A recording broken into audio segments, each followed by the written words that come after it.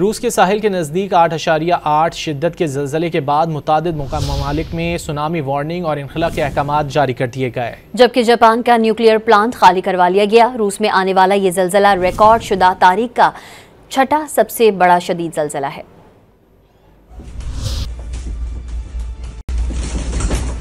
रूस के साहिल के नज़दीक आने वाले ज़लज़ले के बाद मुतादिद ममालिक में सुनामी की वार्निंग जारी कर दी गई।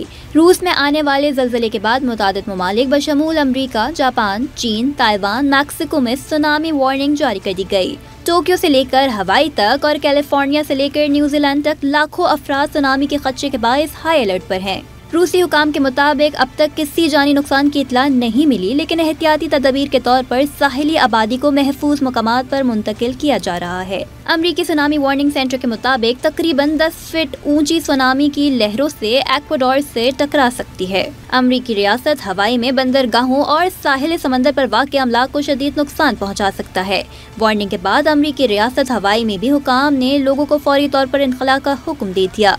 छुट्टियों पर आए दर्जनों दीगर अफराद वार्निंग के बाद इनखला के दौरान ट्रैफिक में फंस गए, जबकि जापान में 19 लाख से ज्यादा अफराद को नकल मकानी के लिए हुक्म जारी कर दिया गया, जिसके बाद सुनामी वार्निंग के सायरन बजना शुरू हो गए।